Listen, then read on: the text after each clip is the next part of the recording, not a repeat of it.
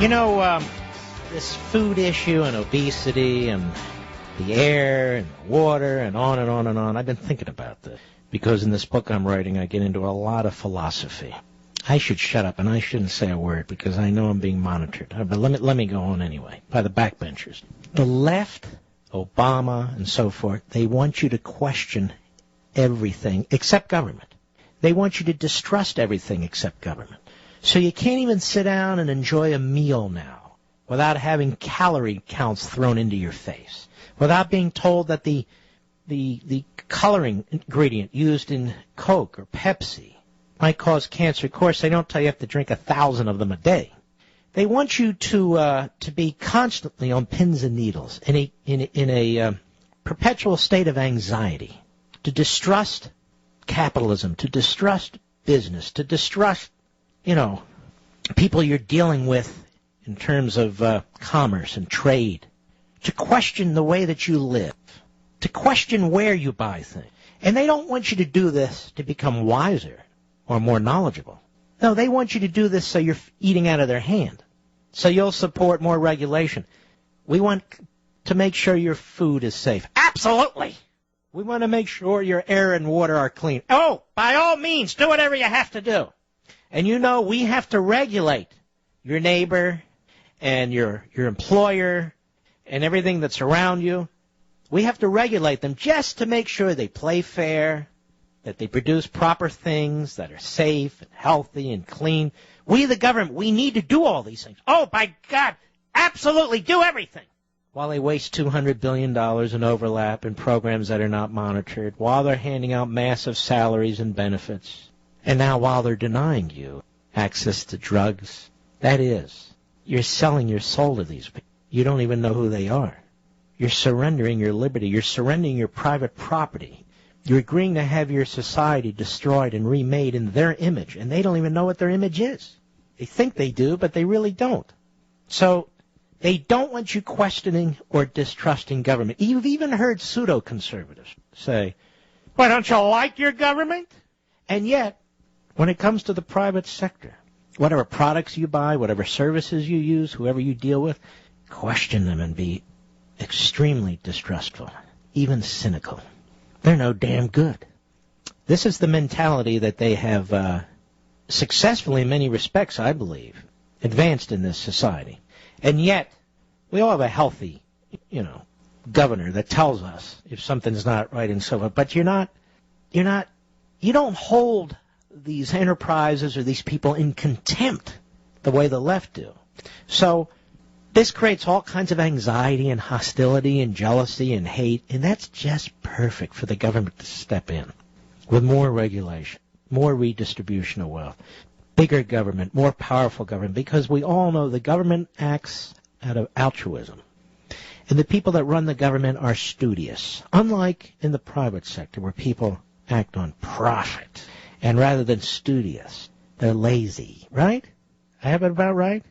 When you hear these things that sound odd and you know they're not right, break them down as a matter of logic in your own mind. Break down the language, break down what they're saying to you. Why is it, Milton Friedman once asked, that political decisions are nobler than economic decisions? Let me repeat that. The late, great Milton Friedman. Why is it that political decisions are nobler than economic decisions? In other words, politicians making decisions about your life rather than you making decisions about your own economic circumstances. Why is that more noble than you making your decision? It's not. And yet again, that has been beaten into us verbally, and now we're even Pavlovian in responding to it.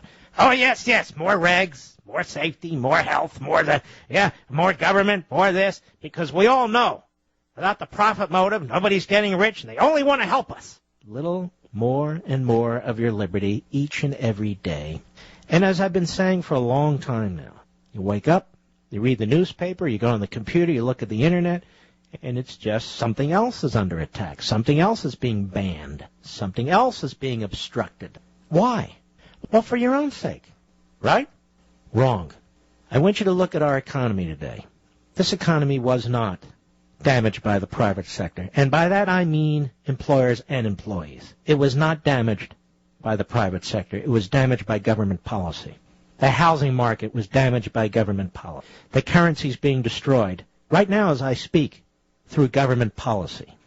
These massive debts weren't created by employers and employees in the private sector. They were created by politicians and bureaucrats. And it is spiraling out of control, threatening to suck every future generation down into the dirt with it. That's our studious government. That's our wise government. They set up a program for senior citizens called Social Security, and they steal every damn penny out of it. They set up a program called Medicare, and what do they do with that? They ensure it's unsustainable, really in a short period of time. Anybody who questions it is said to be negative or fear-mongering. And yet if you don't question it, you're not paying attention. You're not rational. We deal in reality, we conservatives. We don't deal in phony fantasies, which is what the left does. And their answer is always the same. Punish somebody or some group of people. That'll fix the government. What are you talking about? Punish the insurance companies. Punish the oil companies. Punish the trucking industry. Punish the coal miners. Punish the this, that. What? How's that going to change it? It's not going to change a damn thing, except make matters worse. Much worse. So, this is the philosophy that's behind the left. Utterly and completely irresponsible. That's threatening to take down this society. Let us go to Chris, Dallas, Texas, the great WBAP. Go.